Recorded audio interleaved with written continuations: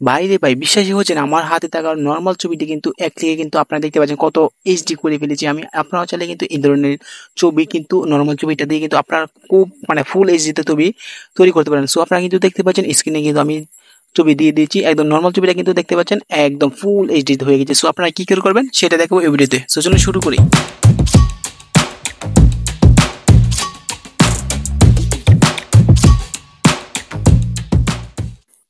এরকম ছবি এডিট করার জন্য আপনারা আপনাদের মোবাইল থেকে যে কোনো একটি ব্রাউজার সিলেক্ট করতে হবে। ব্রাউজারটি সিলেক্ট করার পর আপনারা এই স্ক্রিনে যে লেখাটি দেখতে পাচ্ছেন এই লেখাটি এসে এখানে সার্চ করতে হবে।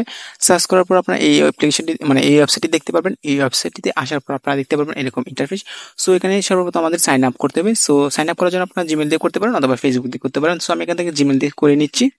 সো জিমেল দিয়ে আমাদের সাইন ইন করা শেষে আমরা দেখতে পারবো এরকম ইন্টারফেস, এবং আমরা একটু যদি দেখতে পাই এখানে দেখতে পাচ্ছি ইনহ্যান্সার, জাস্ট আমরা এটাতে ক্লিক করে দেবো।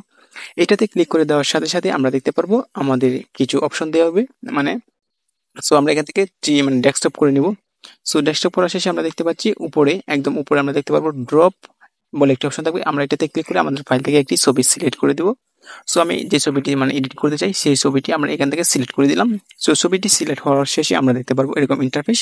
সো এখানে কিছু টেক্সট অটোমেটিক হয়ে যাবে। সো আমরা এখান থেকে আমরা যে 16x জাস্ট আমরা এটা সিলেক্ট করে দেবো। সিলেক্ট করে দেওয়ার সাথে সাথে এরকম ইন্টারফেস দেখতে পারবো। তারপরে এখান থেকে নিচে একদম নিচে দেখতে পারবো ইনহ্যান্স বলে একটি অপশন থাকবে, জাস্ট আমরা ইনহ্যান্সে ক্লিক করে দেবো।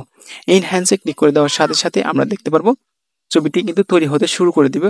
সো আমাদের মন মতো ছবিটি তৈরি হতে সময় লাগতে পারে একটু। সো অবশ্যই কিন্তু আপনারা একটু ধৈর্য সহকারে দেখে নেবেন।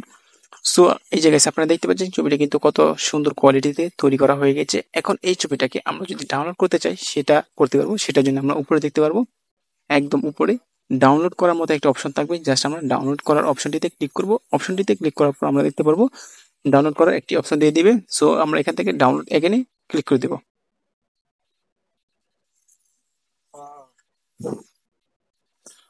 সো আমরা ডাউনলোড এখানে ক্লিক করলাম, তারপর এখান থেকে আমরা ছবিটি সিলেক্ট করে দেবো। ডাউনলোড করা ছবিটি আমরা দেখবো। সো গাইস দেখতে পাচ্ছেন ছবিটি কিন্তু আমরা কত মিনিটেই কিন্তু আমরা কত সুন্দর একটি ছবি তৈরি করে ফেলেছি। আপনারা কিন্তু চাইলে এই ধরনের ছবি খুব সহজে আমি যে প্রসেসে দেখলাম সেই প্রসেসে আপনি তৈরি করতে পারেন।